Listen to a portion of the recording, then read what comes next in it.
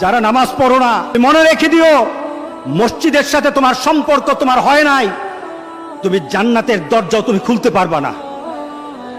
তুমি এখনো বেনামাজি, এখনো সকালবেলা তুমি ঘুমাও, এখনো তুমি আল্লাহকে ভুলে আছো, এখনো তোমার কাছে তওবার কথা তোমার চিন্তাতে আসে নাই। তুমি অনেক কিছু হতে পারো, তুমি মুসলমানের কাতারে থাকবা না। তুমি অনেক কিছু হতে পারো, তুমি ইসলামের কাতারে থাকবা না। আমার মাবুদ আমাদের প্রতি রাগ করে আছে, আমাদের মাবুদ আমাদের প্রতি রাগ করে আছে।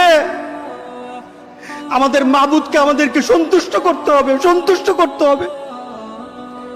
যিনি গজব দিয়েছেন উনি আমাদেরকে বাঁচাবেন। আমরা আমাদের মাবুদকে রাজি করতে হবে। আমরা তওবার মাধ্যমে আল্লাহকে রাজি করতে আর চেষ্টা হব।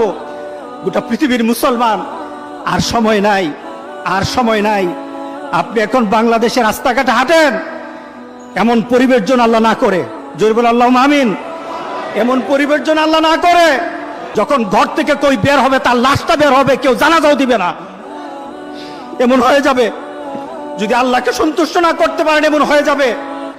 সুতরাং আমরা আল্লাহর কাছে